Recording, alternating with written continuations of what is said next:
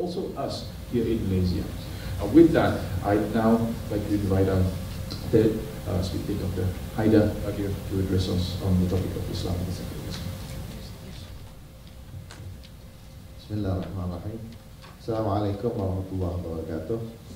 Alhamdulillah Rabbil Alameen. Allahumma salli ala Muhammad wa ala Muhammad. I might repeat some of the remarks that have been made by the earlier speakers, but I would try to see this problem from 3 points of view, actually. Religious point of view, historical, as well as global and geopolitical points of view. Now, let me start with the religious point of view.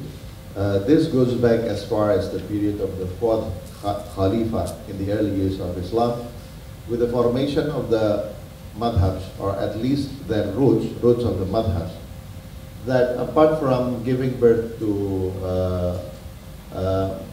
Murji'ah, that for some experts is the root of the Ahlul Sunnah later in the history of Islam, and also the Shiites also gave birth to Khawarijism. This is a group that would even treat the Kafirs or the Mushriks.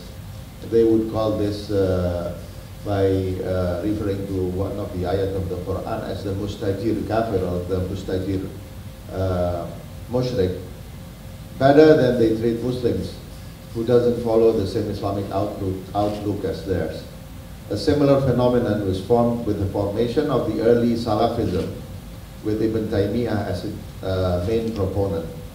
Although the Salafis claims to follow the first generation of Islamic religious figures among the Sahabas, the Tabi'ins, and the Tabi'in until the 2nd year of Hijrah, in reality, Salafism generally tends to follow the Hanbalite madhab. And there has been a wave of Salafization, if you like, in some parts of Sunni Islam, as evidenced by the surprising success of the Salafist parties in Egypt. This is just one example among other examples.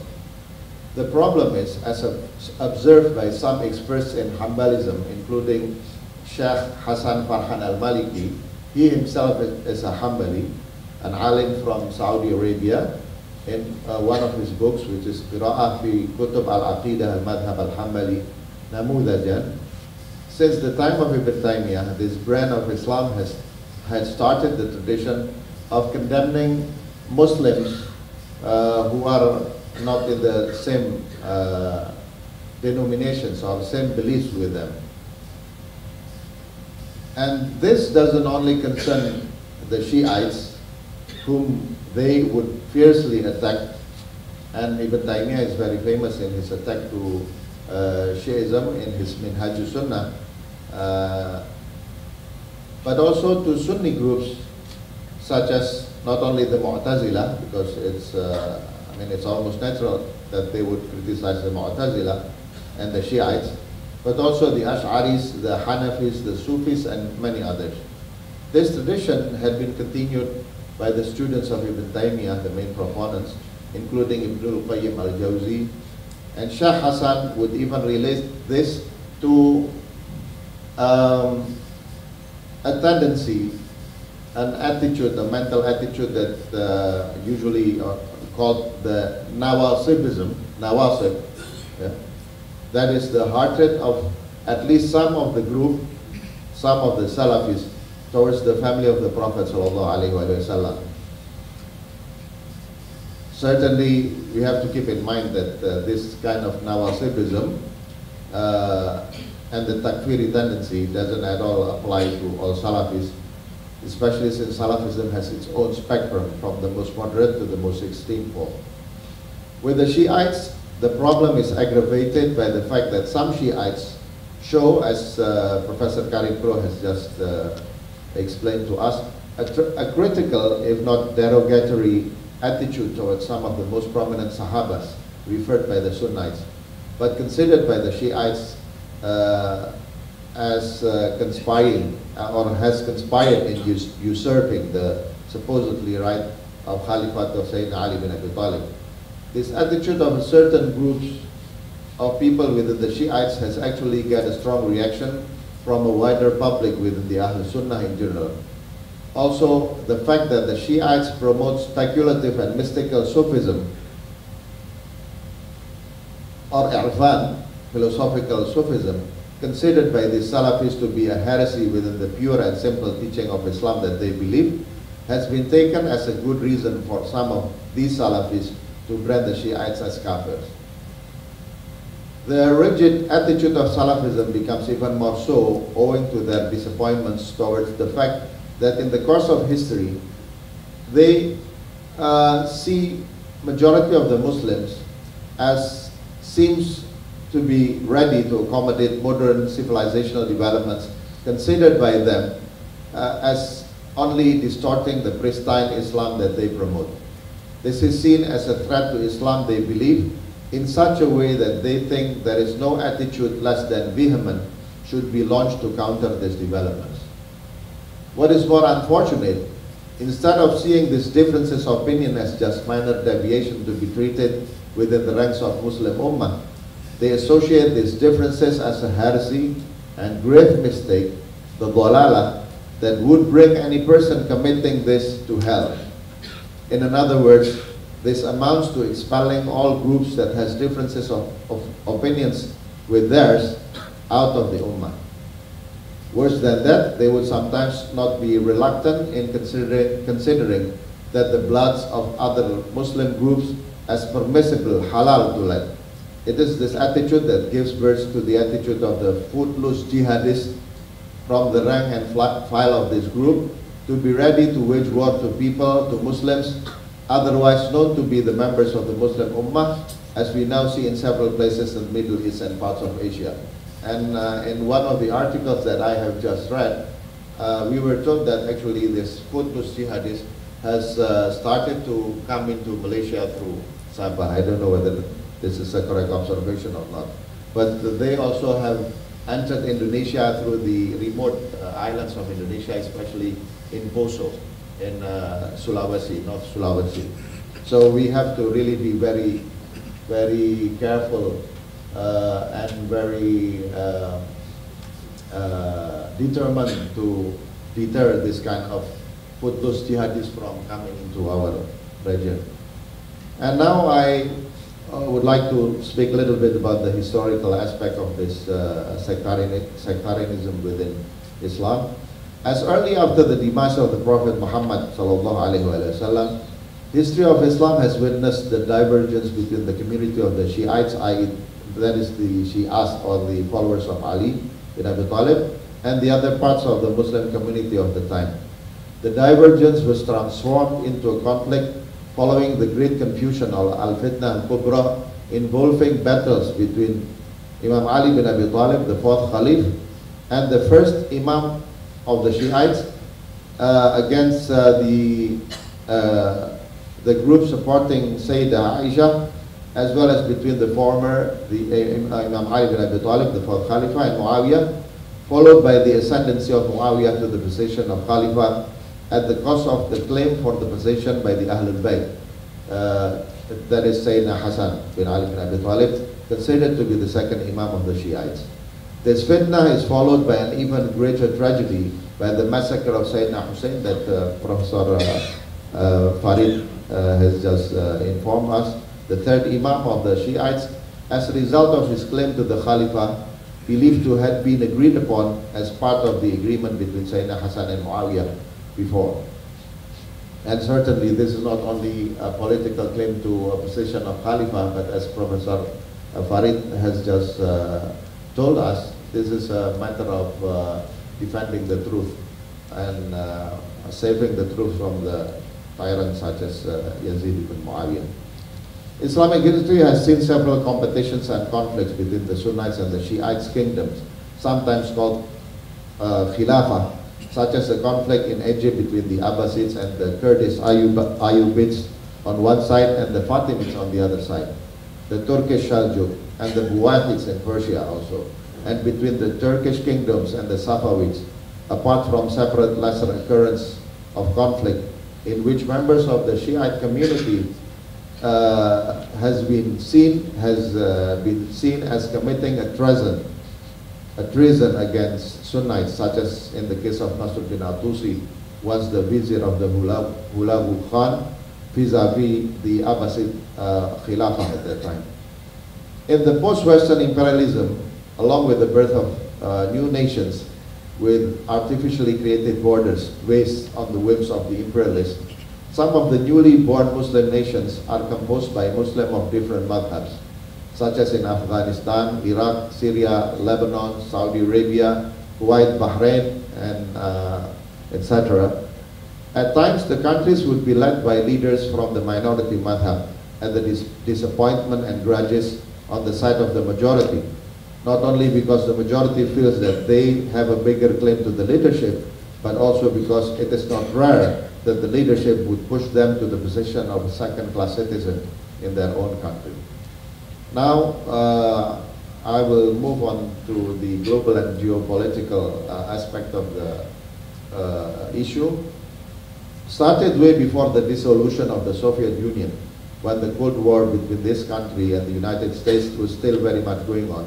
Muslim countries had been dragged to the arena by voluntarily or involuntarily having to choose side and commit to one of the warring factions, putting them into coalition course with each other, sometimes along sectarian division.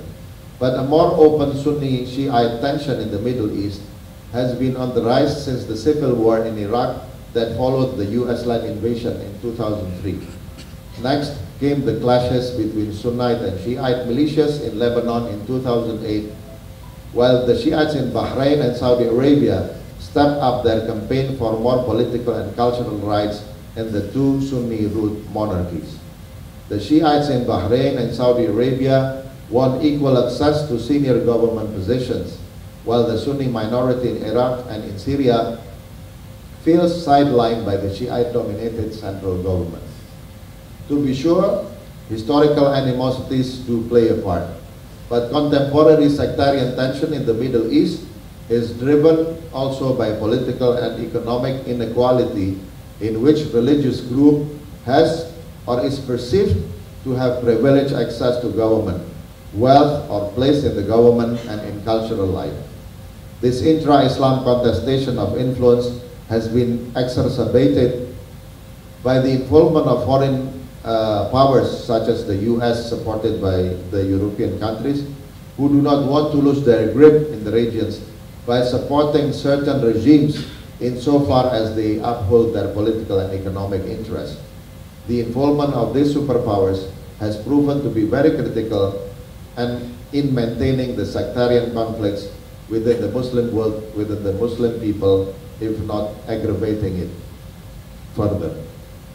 Starting in the 70s and 80s, in conjunction with the phenomenon called the Islamic Revival, and later the rise of the Clash of Civilizations discourse, there was a pressing need on the part of especially the United States, supported by the European countries, to ensure that as many Muslim countries as possible are operating within the US orbit. Again, to ensure that this country, the United States, would maintain its power over the world, since apart from China, the Muslim world is seen as one of the contenders of the world political power, according to this discourse of the Clash of Civilizations. The events following the victory of the Islamic Revolution in Iran that has given birth to the Islamic Republic of Iran has also contributed to the complexity of the problem of sectarianism among Muslims. Revolution in Iran has inevitably led to the politicization of the Shiites in other parts of the Muslim world. The politicization of the Shiites, especially in the Middle East, has been seen by many as a threat to the domination of the Sunni regimes within the context of the prospect of domestic uprising, owing to both sectarian reason or the demand of democratization of politics. Generally, growing level of sectarian tension is also linked to the regional Cold War between the Sunni Saudi Arabia and the Shiite power of Iran to mobilize regional support. The Saudis present themselves as the protector of Sunni communities, while Tehran seeks allies among the Shiites in Lebanon, Iraq, and in other countries. For this very reason, the Saudis and certain Arab regimes would be more than happy to provide the Salafis with tutelage and generous financial support to make sure that this anti-Shiite strand of Islam would always maintain its role as a deterrent to the development of Shiism and Shiite political expansion. The more recent Arab Spring is the latest event that has only exacerbated this sectarian tendency in countries such as Saudi Arabia, Bahrain, and Syria. The regimes would try their best to make sure that this would not succeed, including by playing the sectarian card. Otherwise, these political uprisings threaten to shatter the existing political order in the Middle East. Now, let me conclude. Before everything, the Muslims must realize that the issue is much more complex than just shaped by religious reasons. Instead, they need to understand that the whims of the political elites, domestic and international, in the Muslim world and the international level have come into play, manipulating, abusing the primordial sectarian grudges, purely religious in origin, of different groups within the Muslim Brotherhood. The Muslim from all madhabs must reject the abuse and manipulation of these sectarian differences committed by the authoritarian regimes to achieve their purely egoistic vested interests, and see the problems from the point of view of differences of opinions, normal in any society consisted of people of different historical, cultural, and psychological backgrounds. Only after this, all of the madhabs in Islam can sit together and find out ways to bring about rapprochements between between the madhabs in Islam. There are indeed serious differences between them, as Professor Karim just explained to us, the gap of worldviews between the Sunnites and the Shiites. However, there has also been measures taken by all sides to bridge the gaps among the madhabs, as far as the readiness on the part of each of them to revise even among its most fundamental precepts. The prominent figures among the Shiites, for example, has issued statements condemning any act of denigration of symbols and personalities referred by the Sunnites, including statements by the Rahbar, Said Ali Khamenei himself, and many top ulamas within the Shiites. Most recently, there is a very clear statement about this by Ayatollah Sistani from Iraq. Ayatollah Sistani would even say, would even prohibit any efforts to convert Sunnis to the Shiites. He said in his statement that a Sunni came to him, and he said that he would like to convert to become a Shi'i. And then Ayatollah Sistani asked him, what's the reason? He said, I would like to be someone who loved the Ahlul Bayt. And Ayatollah Sistani says, you stay as a Sunni because the Sunni also love Ahlul Bayt just like the Shiites. So no need to convert to Shi'ism. This is the statement of Ayatollah Sistani. They would also go as far as acknowledging, although in a de facto manner, the Khilafah of the first three Khalifas before Ali bin Abi Talib, such as what has been stated in one of the London-based Ahlul Bayt Foundation in 1985. Many of their prominent figures has also stated that in their eye, the Islam of the Ahlul Sunnah is legally acceptable just as one of the Shia itself. And also that the absence of belief in the Imams, in the 12 Imams according to the Ja'fari or Imamiyah schools of thought, doesn't at all nullify the Islamicity of the Ahlul Sunnah. Some prominent scholars within the Shia community has also gone as far as using the traditions narrated exclusively by Sunni narrators in their scholarly works, including a hadith narrated by Abu Hurairah, and many other gestures of reproachment. These measures certainly cannot be brushed aside just by accusing them of practicing taqiyya, an attitude that would only curse any efforts of reconciliation between the two groups. Muslims should put Islamic brotherhood and unity as taught by the Quran as the top priority over anything else. And the fact that all madhabs in Islam have common fundamental beliefs in Allah subhanahu wa ta'ala, the finality of prophethood of Prophet Muhammad sallallahu alayhi wa sallam, the taking of the same qibla, the acknowledgement of the same Quran, the recitation of the same Quran, the common direction of Hajj pilgrimage should be enough to be seen as a base for them to rally under the same banner of Islam. Bi'awnillahi ta'ala. Assalamu alaikum.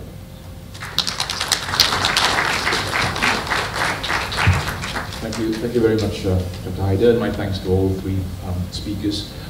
Ladies and gentlemen, we have exactly about 45 minutes before I think we are meant to adjourn for the rest of the event. I'd like to take this opportunity to invite you to use the microphones for any comments or questions. Perhaps we'll take a round of three first, the only thing I would like to ask is, if you are to take up the mic, please could you begin by perhaps identifying yourself, and could you please make your comments or questions as brief and succinct as possible. So yes, we have gentlemen at the front. At the back, yes, you sir, with your hands up. And a third gentleman at the front.